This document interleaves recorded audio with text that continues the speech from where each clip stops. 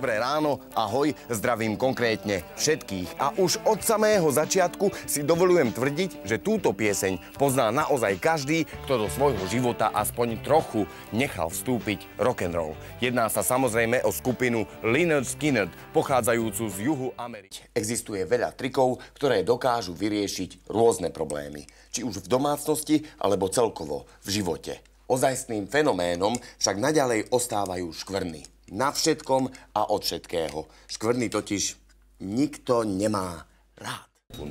V rámci počasia tu mám ešte jeden tip na dovolenkovú destináciu, tak napríklad na Honolulu hlásia dnes v piatok a zajtra a aj v nedeľu krásne slnečné počasie, 30 stupňov polojasno. Keď to porovnáme s našim počasím, tak vidíme, že aspoň v tomto ohľade sme na tom rovnako ako Honolululania. Dobré ráno.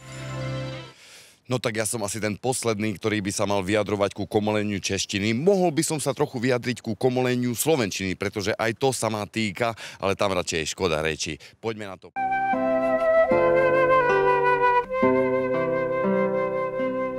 Je pravda, že sa tie prázdniny pomaly končia.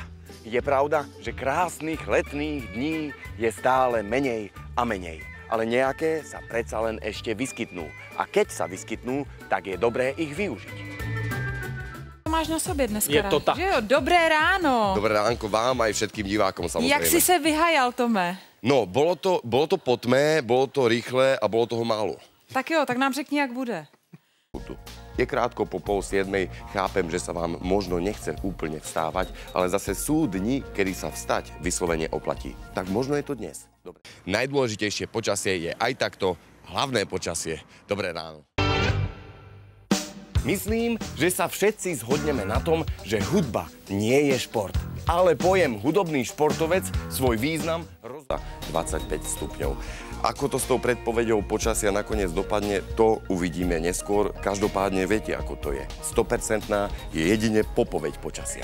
Dobré ráno. Východný až južný vietor o rýchlosti 5 až 9 metrov za sekundu, ktorý v nárazoch môže dosiahnuť rýchlosti až 30 metrov za sekundu a k večeru zase trošku oslabne. A keď už som k tomu vetru povedal toľko údajov, tak mi to nedá povedať ešte jednu vec a to je fakt, že na to, aby ste vedeli, odkiaľ naozaj vietor fúka, nepotrebujete predpoveď počasia.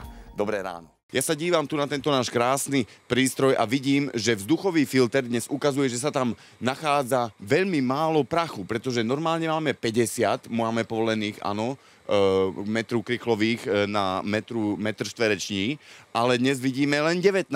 Takže to je dobré a hovorí to, že vzduch máme síce čistý, ale zase studený. No tak ja sa pokúsim pritopiť. Uvidíme, ako to pôjde. Zatiaľ dobré ráno. Čo si budeme hovoriť? Odkiaľ sa k nám pomenovanie tej, ktorej huby dostalo, je v momente zbierania a ich konzumácie v podstate jedno. Ide len o to, aby sa nám podarilo každú nájdenú hubu správne identifikovať. Toto by mal byť hríb. Ak sa vám však po konzumácii húb takto zmení videnie, tak si buďte istí, že to neboli žampióny. A to je ešte ten lepší prípad. Dobré ráno. Rozhodne bude. A ešte posledná informácia o tlakovej tendencii. Tam zaznamenávame slabý pokles.